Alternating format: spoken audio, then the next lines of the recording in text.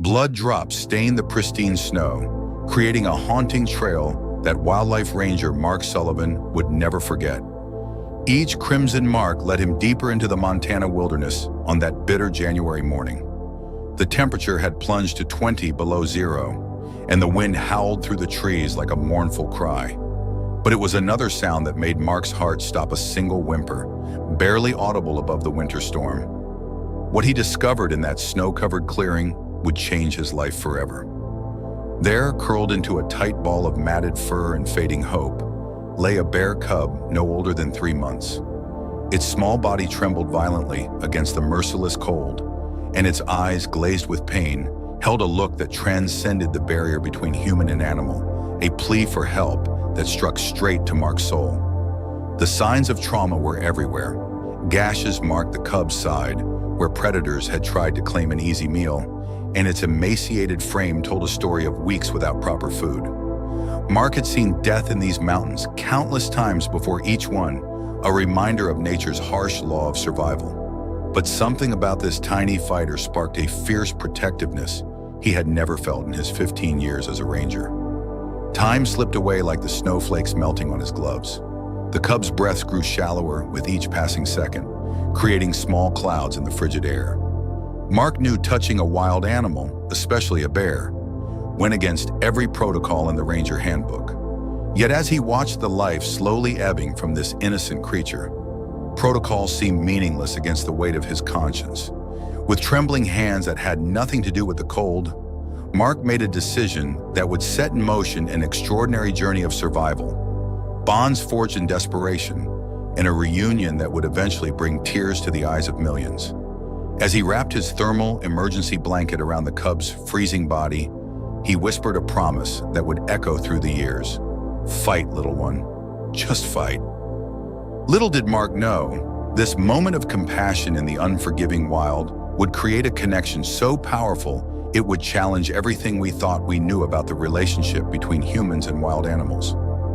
The Mountain View Wildlife Center erupted into urgent activity when Mark burst through its doors, cradling the dying cub.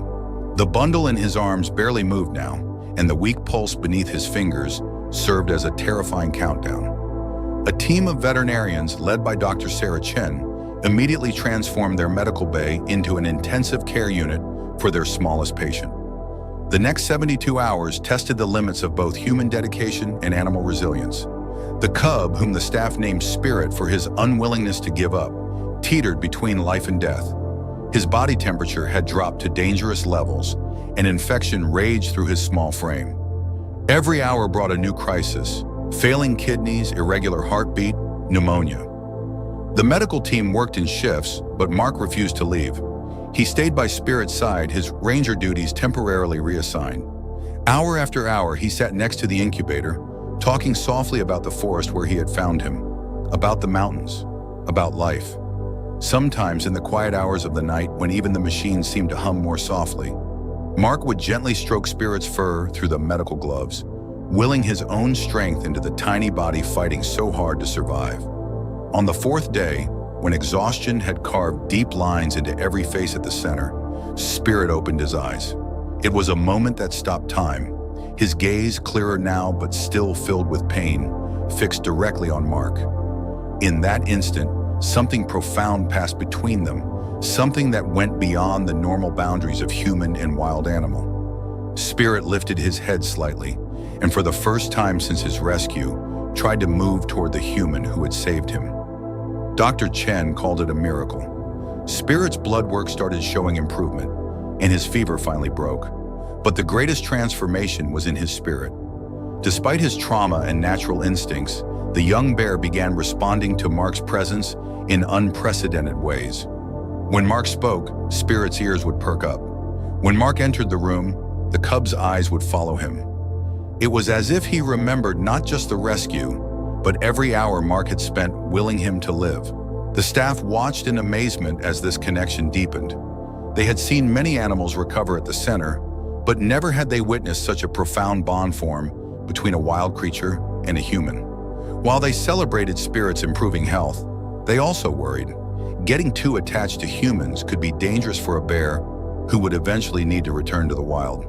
Yet Mark understood something that others didn't. This bond might be exactly what Spirit needed to find the strength to survive. As spring painted the Montana mountains with new life, Spirit grew stronger each day. The tiny cub who had once fit in Mark's arms now weighed over 60 pounds, his dark fur thick and glossy, his eyes bright with curiosity and intelligence. The rehabilitation center had become his temporary home, complete with a specially designed enclosure that mimicked his natural habitat. The challenge facing the wildlife team grew more complex with each passing week. While Spirit needed to learn essential bear behaviors, his attachment to Mark remained uncommonly strong. Other rescued bears typically showed fear or aggression toward humans, but Spirit was different. He would watch through the enclosure fence as Mark prepared his food, making soft huffing sounds that the staff began to recognize as greeting calls. Mark worked closely with Dr. Chen to develop a rehabilitation plan that would honor their unique bond while preparing Spirit for eventual release.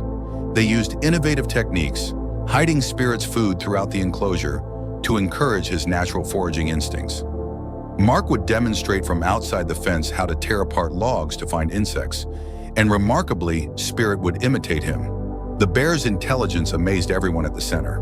As months passed, Spirit learned to fish in his enclosure's pond, his powerful paws swiping at the water with increasing skill. He showed natural talents for climbing and digging, activities critical for survival in the wild. But it was the quiet moments that touched the hearts of everyone at the center. Sometimes in the early morning hours, Mark would arrive to find Spirit sitting near the fence, waiting for him, as if they shared a secret language that transcended their different species. The story of Mark and Spirit began spreading beyond the center's walls. Local news stations ran features about the remarkable bond between the ranger and the bear he had saved. Wildlife researchers visited to document their unprecedented relationship, amazed by how Spirit maintained both his wild instincts and his gentle connection with Mark. Their story touched something deep in people's hearts, a reminder that compassion could bridge even the widest of natural gaps. Yet with each passing month, Mark carried a bittersweet weight in his heart. Spirit was now approaching his second year, growing into a magnificent young bear who needed more space than the center could provide. The day of release loomed closer, bringing with it a storm of emotions that Mark struggled to contain. He knew that for Spirit to truly live, they would have to say goodbye. But neither of them could have predicted the extraordinary circumstances that would bring them together again, in a moment that would move millions to tears. The autumn morning of Spirit's release dawned crisp and clear in the Montana wilderness.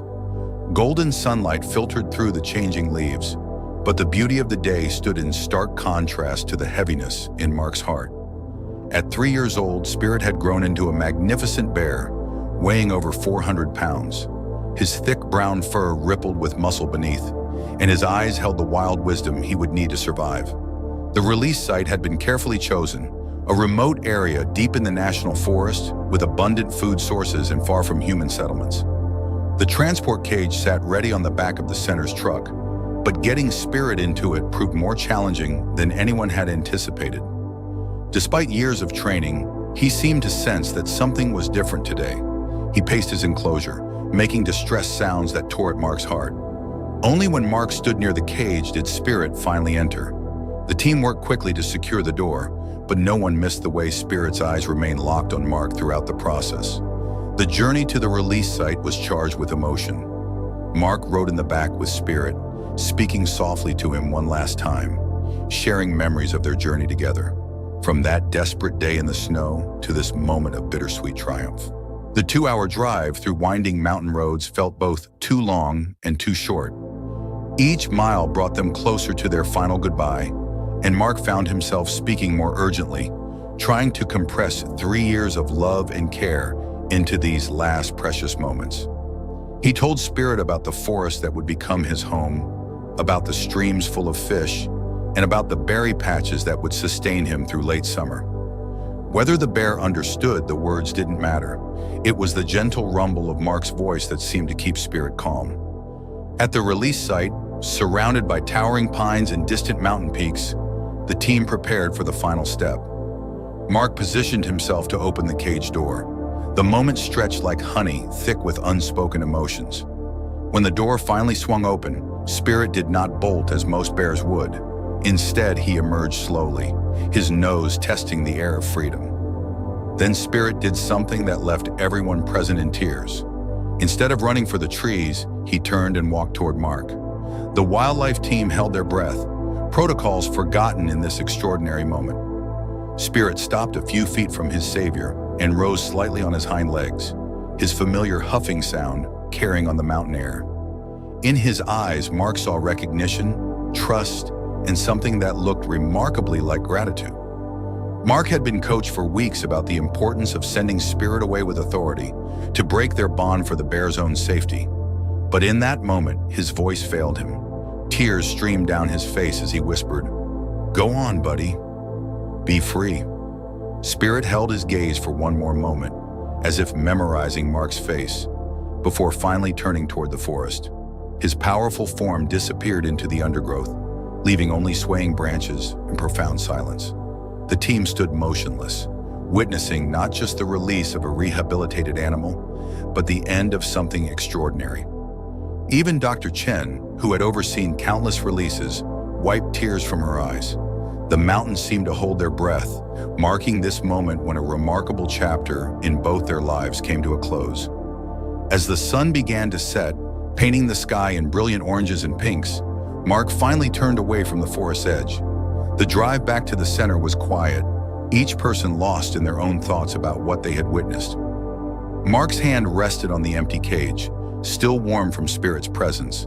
Knowing that while this goodbye was necessary, it carved a space in his heart that would never quite be filled the same way again. 3 years had passed since Spirit's release, each season carrying Mark further from that emotional farewell in the mountain clearing. The tracking collar had long since gone silent, leaving only memories and hope that Spirit was thriving in his wild home. Mark had settled into his ranger routine, though his daily patrols always felt quieter without his beloved bear friend to visit. On a crisp autumn morning, much like the day of Spirit's release, everything changed.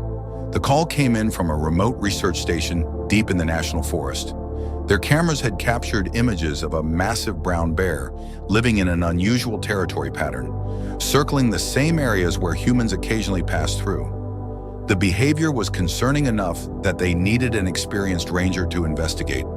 Mark didn't dare hope as he drove toward the research station, but something about this call felt different. The researchers described a bear that showed no aggression, just unusual interest in human activities. They mentioned its distinctive way of watching people, with an intelligence that made several researchers comment on its unique behavior. The researchers had compiled weeks of footage, and Mark's hands trembled slightly as he reviewed it. The bear was massive, easily over 600 pounds now, but it was the eyes that made his heart stop.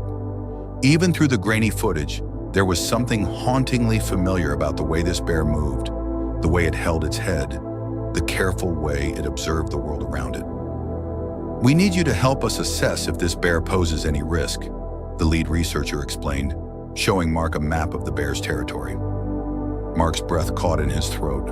The territory centered almost perfectly around the old release site, the place where he had said goodbye to Spirit 3 years ago. The bear had maintained its territory there, season after season, in an area where bears typically roamed much more widely. As Mark prepared for the field investigation scheduled for the next morning, he could barely contain the mix of emotions surging through him. Professional training told him not to assume anything. This could be any bear, and even if it was Spirit, years in the wild could have erased any memory of their bond. Yet his heart raced with possibility. He spent that night reviewing old photos of Spirit, studying the distinctive markers that might help him identify his old friend. Sleep proved impossible as memories flooded back the tiny cub in the snow. The long nights of rehabilitation, the gentle huffing sounds that had been their private language. Tomorrow would either bring the most extraordinary reunion or confirm that it was time to finally let go of hope. Little did Mark know, as he prepared for the next day's expedition, that he was about to experience a moment so powerful it would touch the hearts of millions and remind the world that some bonds transcend all boundaries of time, space, and even species themselves. Dawn broke over the mountain research station with a golden urgency that seemed to match Mark's racing heart. A small team had gathered for the expedition, Two wildlife researchers, a documentary photographer who had been studying the unusual bear, and Dr. Chen, who had driven up specially after hearing about the possibility that it might be Spirit. The morning air was crisp with early frost as they hiked toward the bear's known territory. The photographer, Amy Wilson, quietly explained how she had been tracking this particular bear for weeks, amazed by its unusual behavior. Mark listened intently to every detail, his trained ear catching the similarities to the Spirit he had known. The bear often sits near the hiking trails in the early morning, Amy explained, showing Mark recent photographs on her camera. It's like he's watching, waiting for something, but never aggressive, never even approaching humans, just observing. They reached a clearing that overlooked a small valley where the bear had been spotted regularly. The team set up their observation equipment with practiced efficiency, but the silence among them was charged with anticipation. Mark's hand shook slightly as he raised his binoculars, scanning the tree line. The wait stretched for hours. The sun climbed higher, warming the frost into dew. Dr. Chen had just suggested they try another location when movement at the forest edge caught their attention. A massive brown bear emerged from the shadows, its fur gleaming in the morning light. Mark's breath caught in his throat. Even at this distance, there was something achingly familiar about the way the bear moved. Then it lifted its head, testing the air, and Mark felt tears spring to his eyes. He would know those eyes anywhere. Without thinking, Mark took a step forward. Dr. Chen reached for his arm, but he gently shook his head. The bear had already noticed them. Instead of retreating, it stood its ground, head raised, nose working the air currents. Then came a sound that brought Mark to his knees, a soft, distinctive huff that had haunted his dreams for 3 years. "It's him," Mark whispered, his voice thick with emotion. "It's Spirit." The bear took a step forward, then another. The research team held their breath, cameras whirring softly as they documented this extraordinary moment. Spirit moved with the confidence of a wild animal, but with an intentionality that seemed almost human. When he was about 30 feet away, he stopped and rose slightly on his hind legs, exactly as he had done the day of his release. Mark couldn't hold back any longer. "Hey, buddy," he called softly, his voice breaking. "Do you remember me?" What happened next left everyone present in tears. Spirit made his distinctive huffing sound again and moved forward with purpose. The research team started to back away, but Mark stood his ground, tears flowing freely now. Spirit approached until he was just a few feet away, close enough for Mark to see the intelligence still burning in those familiar eyes. Then Spirit did something that defied everything the researchers knew about wild bears. He lowered his massive head and gently bumped it against Mark's outstretched hand, exactly as he used to do as a cub. The touch lasted only a moment, but it sent Amy and Dr. Chen to their knees, sobbing at this impossible display of recognition and trust. "That's my boy," Mark whispered, his own tears falling unchecked. "That's my brave boy." For several minutes, Spirit remained close, making soft huffing sounds that the team's recordings would later confirm matched exactly the vocalizations from his rehabilitation days. The bear's behavior showed clear recognition, while maintaining his wild nature, a perfect balance that left the research team in awe. When Spirit finally turned to leave, it wasn't with fear or haste. He moved with the dignity of a wild animal who had chosen to share a sacred moment. At the forest's edge, he turned back one last time, meeting Mark's eyes with that same soulful gaze that had captured his heart in the snow years ago.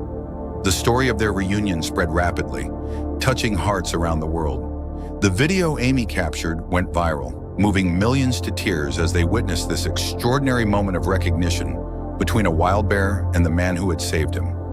Wildlife experts studied the footage in amazement, forced to reconsider everything they thought they knew about animal memory and emotional bonds. The research station established a protected zone in Spirit's territory, ensuring he could live his wild life undisturbed, while allowing Mark to visit occasionally as part of his ranger duties. Their reunions, though rare, remained profound, each one a reminder that love, once given freely, never truly fades. Spirit and Mark's extraordinary bond reminds us that every animal deserves a chance at life, and each of us has the power to make a difference.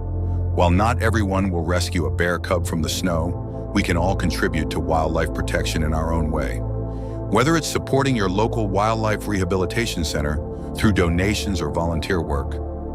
Learning about and reporting wildlife in need, or simply sharing stories of hope like spirits to raise awareness. Your actions matter. The number for wildlife emergencies in your area is just a search away, and saving it could help you become someone's Mark Sullivan one day. Every animal deserves their own spirit story. Will you help write the next one?